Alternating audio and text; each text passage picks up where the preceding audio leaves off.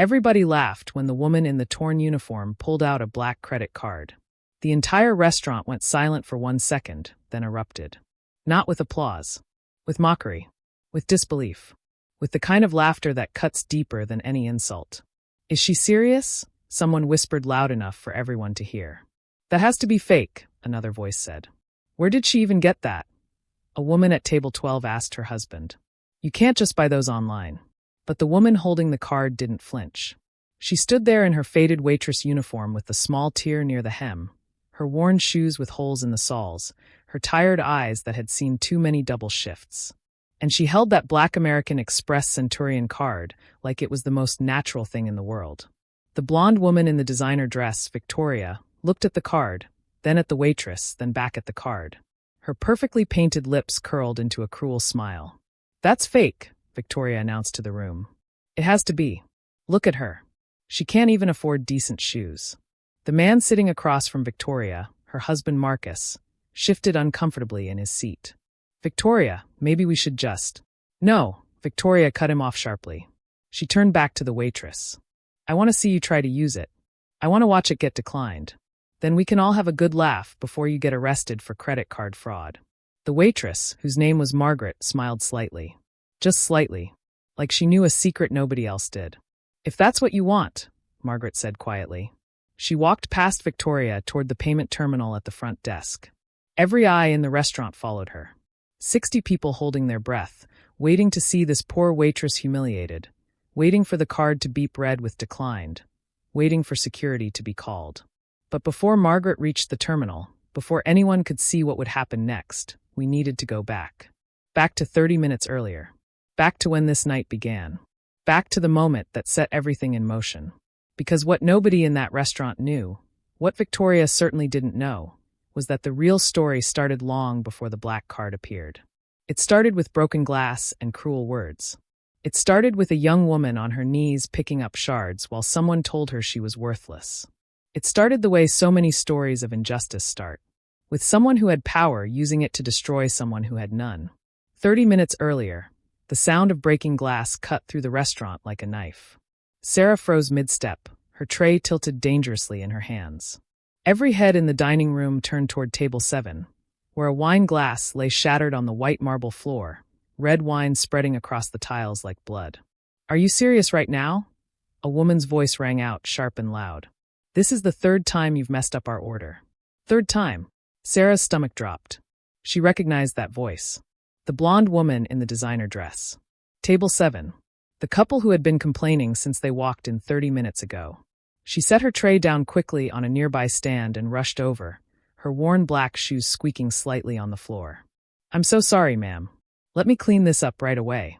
The woman, Victoria Blackwell, stood up so fast her chair scraped loudly against the floor. She was tall, mid-30s, with perfectly styled blonde hair and a white dress that probably cost more than Sarah's monthly rent. Diamonds sparkled on her neck, wrists, and fingers. Her husband, Marcus, sat beside her in an expensive suit, looking annoyed but saying nothing. "Sorry." Victoria's voice dripped with contempt. "Sorry doesn't fix incompetence. Do you have any idea how much this dress costs?" Sarah looked down.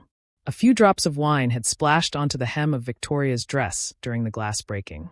"I'll pay for the cleaning, ma'am. I promise." Victoria laughed. It wasn't a nice laugh. "You'll pay for it? With what?" "Your pathetic waitress salary." She looked Sarah up and down with disgust. "Look at you. Your uniform is old. Your shoes have holes.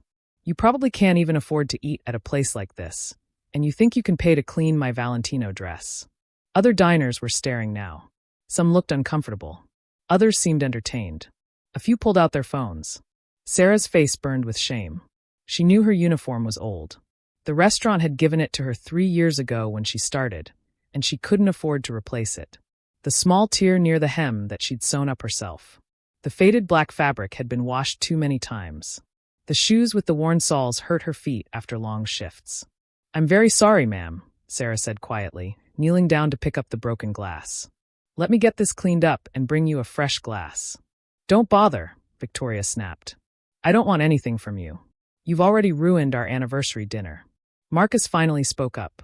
"Victoria, maybe we should just—" "No," Victoria cut him off.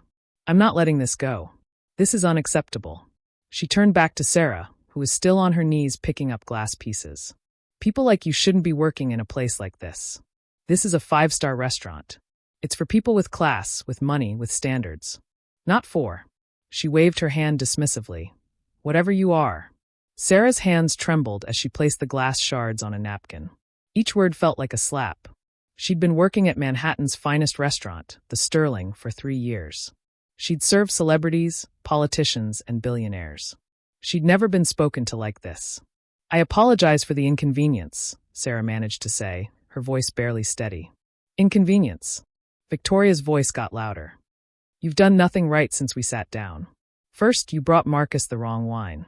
Then you forgot my appetizer. Then you spilled water on the table. And now you've broken a glass and ruined my dress. What kind of establishment hires people this incompetent? The dining room had gone completely quiet. Even the soft classical music playing in the background seemed to fade away. 60 people were watching this humiliation unfold. A man at a nearby table cleared his throat. Ma'am, maybe you could lower your voice. This is a nice restaurant. Victoria whirled around. Excuse me? Are you defending her? She's a terrible waitress who deserves to be fired. Sarah finished picking up the glass and stood slowly. Her knees ached from kneeling on the hard floor. Tears were burning behind her eyes, but she refused to let them fall. Not here. Not in front of everyone. Let me get the manager, Sarah said softly. I'm sure he can help resolve this. Oh, I'll be speaking to the manager, Victoria said with a cold smile. And I'll be making sure you never work in this city again. People like you are the reason service in this country has gone downhill. No education, no skills, probably no family that cares about you either. That last comment hit harder than all the others. Sarah's grip tightened on the napkin holding the broken glass. Because Victoria was right about one thing. Sarah had no family. Her parents had died in a car accident when she was 19. She'd been alone ever since, working multiple jobs, barely surviving, sending every extra dollar to her younger brother's medical bills before he died 2 years ago. She had nothing. She was nothing. Just a poor waitress in a fancy restaurant, being humiliated in front of dozens of people. I'll get the manager, Sarah repeated, her voice hollow now. She turned to walk toward the back, but Victoria wasn't done. Wait, Victoria called out. Sarah stopped. Before you go, I want everyone here to know what terrible service looks like. Turn around. Sarah turned slowly, her face burning. Victoria pulled out her phone and took a picture. I'm posting this on every review site I can find. Everyone should know that the Sterling employs incompetent staff who ruin special occasions. Marcus touched his wife's arm. Victoria, that's enough. No, it's not enough, Victoria shot back. She looked at Sarah again. How much do you make, anyway? What does a place like this pay someone like you? Sarah didn't answer. I'm guessing minimum wage plus tips? Victoria continued. So what, maybe $30,000 a year? Maybe 40 if you're lucky? She laughed again. I spend more than that on shoes. My husband and I are worth $15 million. $15 million. Do you even know what that looks like? Sarah stood there silently, taking it all. What else could she do? She needed this job. She needed every shift, every tip, every dollar. Answer me, Victoria demanded. How much do you make? That's not appropriate, Sarah began. Not appropriate? Victoria interrupted. I'll tell you what's not appropriate. Ruining my anniversary dinner. That's not appropriate. So answer the question. How much do you make? If you've ever been humiliated at work by someone who thought they were better than you, don't go anywhere. What happens next will make you believe in justice again. Before Sarah could respond, a voice cut through the tension. That's enough. Everyone turned. A man in his 60s wearing a suit walked over from the bar area. His face was red with anger. Ma'am, you need to stop this immediately. Victoria rolled her eyes. And who are you? I'm a customer, the man said.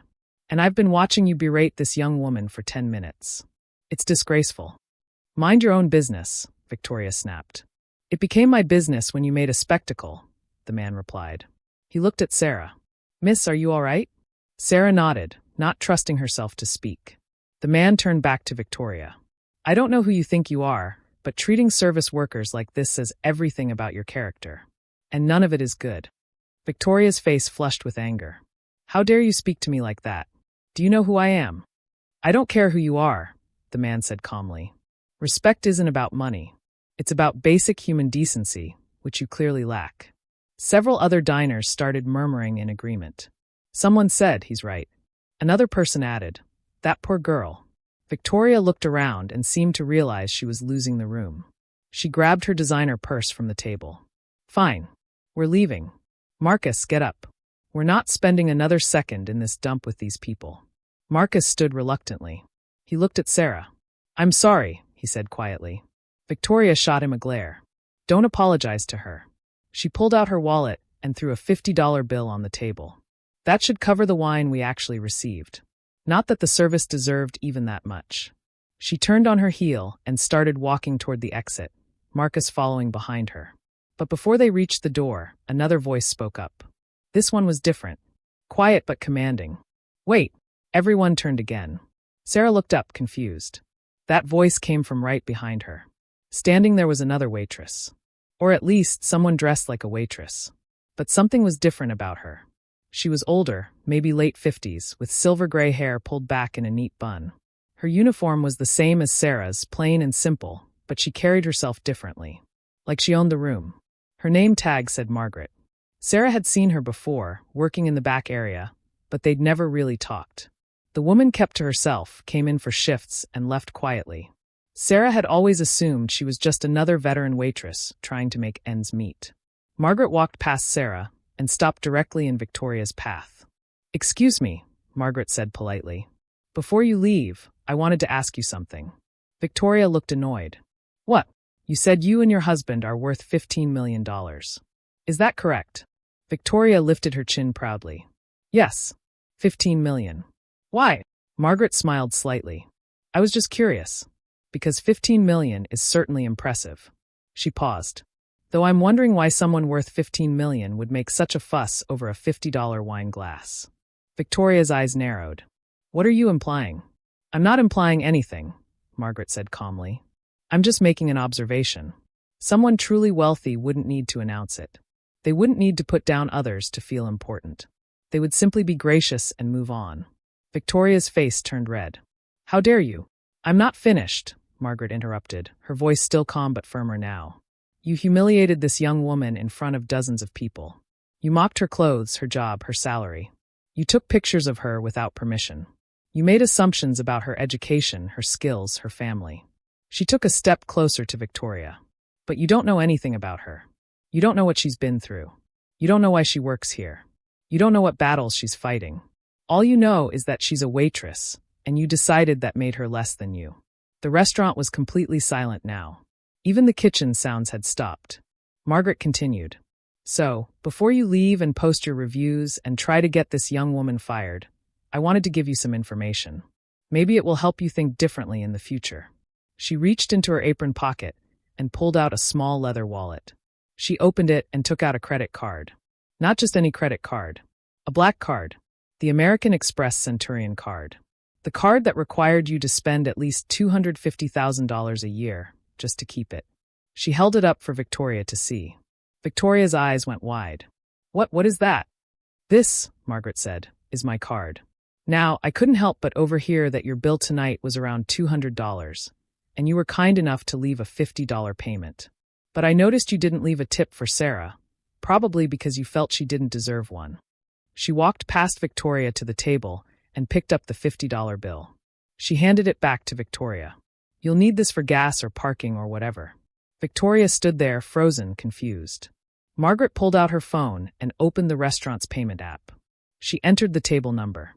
Then she did something that made everyone gasp. She paid their entire bill. All $200. Then she added a tip. Not a small tip. She typed in numbers and hit confirm. A receipt printed at the hostess stand. The hostess picked it up, looked at it, and her eyes went huge. Margaret turned back to Victoria. "I just paid your bill. And I left Sarah a $5,000 tip." Her legs finally gave out. She sat down hard in the nearest chair, staring at the receipt, unable to process what was happening. Margaret sat down beside her. "Breathe," she said gently. "Just breathe." Sarah tried. She took a shaky breath. Then another. Then she turned to Margaret, her voice barely a whisper. "Why? Why did you do that for me?" Margaret smiled sadly. "Because 40 years ago, someone did something similar for me." The restaurant slowly went back to normal. Customers returned to their meals. The classical music resumed. But Sarah couldn't move. She sat there with Margaret, holding the receipt, trying to make sense of what had just happened. "I need to tell you something," Margaret said after a few minutes. "That tip isn't the only thing I'm giving you." Sarah looked up, confused. "What?" Margaret reached into her pocket and pulled out a business card. "I've been watching you for 3 years, Sarah. Ever since you started here. You probably didn't notice because I blend in, but I've seen how hard you work. How kind you are. How you handle pressure." She handed Sarah the card. It was elegant, cream-colored, with raised gold letters. Margaret Chen, CEO, Chen Restaurant Group. "I have an opening," Margaret continued. "Assistant manager at my flagship restaurant in Manhattan. Salary of $75,000 a year, plus benefits, plus profit sharing. I want you to take it." Sarah's eyes went wide. "What? I can't. I'm just a waitress. I don't have management experience." "You have 3 years of experience here," Margaret said. "You know how restaurants work. You know how to handle difficult situations. You know how to treat people with respect. That's more valuable than any business degree." She stood up. "Think about it. The job is yours if you want it. Come see me tomorrow at noon. We'll talk details." Before Sarah could respond, Margaret walked away, disappearing into the back area like she had never been there at all. Sarah sat alone, staring at the business card and the receipt. $5,000. A new job. A new life. She started crying again, but this time they were tears of relief, of gratitude, of hope. The older man who had defended her earlier came over. He placed his hand gently on her shoulder. "You okay, miss?" Sarah nodded, wiping her eyes. "Yes, I'm more than okay." He smiled. "Good. You handled that with grace. More grace than most people could manage." He reached into his wallet and pulled out a $100 bill. "This is for you. Extra tip. You earned it." Before Sarah could protest, he placed it on the table and walked away. Then another customer came over. A woman in her 50s. "Honey, what's your name?" "Sarah," she managed to say. The woman smiled warmly. "Sarah, I've been coming to this restaurant for 5 years. You've served me at least a dozen times. You're always polite, always efficient, always kind. I'm sorry I never really noticed before. I'm sorry, I never saw you as more than just the person bringing my food." She placed $200 bills on the table. "This is my apology. And my thanks for the lesson you taught all of us tonight about dignity." She walked away. Then another customer came. Then another. One by one, people stopped by Sarah's table. Some left money. Some left business cards. Some just squeezed her shoulder or said a kind word. By the time the last customer left, Sarah had over $8,000 in cash and tips on the table in front of her. $8,000. Plus the job offer that would change her life. She sat there alone in the dining room as the night shift ended, staring at the pile of money, unable to believe this was real. The kitchen door opened. Her manager, Robert, walked out. He'd been in the back during the whole incident. Now he looked at Sarah with tears in his eyes. "I heard what happened," he said quietly. "I'm so sorry I wasn't out here to stop it sooner." Sarah shook her head. "It's okay." "No, it's not okay," Robert said firmly. "You should never have been treated that way. And I should have protected you better." He paused. "Margaret called me. She told me about the job offer. You should take it, Sarah. You deserve so much more than this place." "But I like working here," Sarah said. Robert smiled. "And we love having you. But you're meant for bigger things. Take the promotion. Make us proud." He helped her count the money and put it safely in an envelope. Then he walked her to her car, making sure she got there safely. Sarah drove home in a daze. She lived in a tiny studio apartment in Queens, barely 300 square feet, with peeling paint and a radiator that barely worked. But tonight, it felt different. Tonight, it felt like the starting point of something new. She sat on her bed and counted the money again. $8,000. She could pay her rent for the next 4 months. She could buy new work clothes. She could finally fix her car. She could breathe. But more than the money, more than the job offer, what stayed with her was something else. The way Margaret had stood up for her. The way the other customers had defended her. The way people saw her worth when Victoria tried to make her feel worthless. She pulled out her phone and looked at Margaret's business card again. "Tomorrow at noon," Margaret had said. Sarah set her alarm for 9 a.m. She would go. She would take the job. She would grab this chance with both hands and never let go. As she lay in bed that night, unable to sleep, she thought about Victoria. Part of her felt bad for the woman. The humiliation. The banning. The near public shaming. But then she remembered how it felt to be on her knees picking up broken glass while someone mocked her.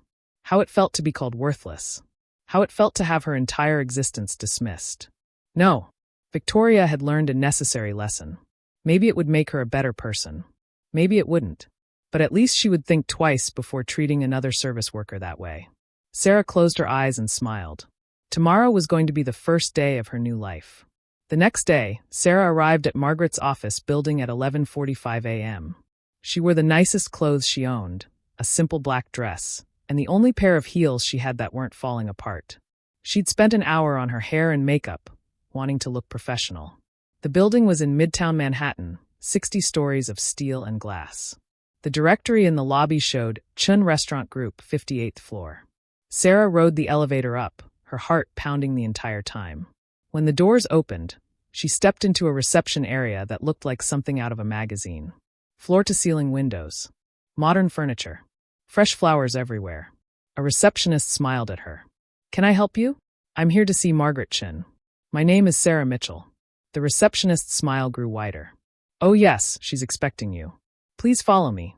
She led Sarah down a hallway to a large office. Margaret sat behind a beautiful desk, talking on the phone. When she saw Sarah, her face lit up. She quickly ended her call. "Sarah, come in. Please sit." Sarah sat in one of the comfortable chairs facing the desk. Her hands were shaking. Margaret noticed. "Nervous?" "Very," Sarah admitted. Margaret smiled. "Don't be. This is just a conversation." She pulled out a folder. "I want to tell you about the position. Assistant manager at the Sterling. You'd be working under Robert, learning the business side of restaurant management. Inventory, scheduling, hiring, training, and customer relations. Eventually, if you do well, you'd move up to general manager. And from there, who knows? Maybe you'll run your own restaurant someday." Sarah's eyes widened. "My own restaurant?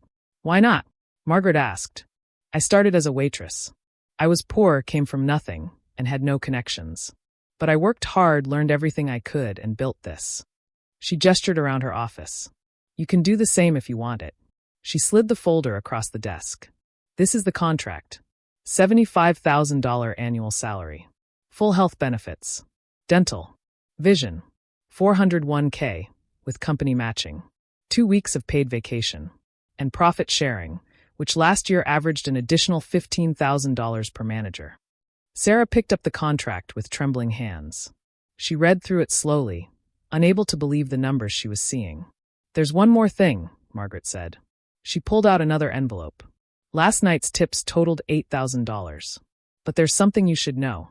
The company matches any tips over $1,000 that our employees receive in a single night. We call it the exceptional service bonus." She handed Sarah the envelope. "That's an additional $7,000 from the company, bringing your total to $15,000. Sarah dropped the envelope. "What?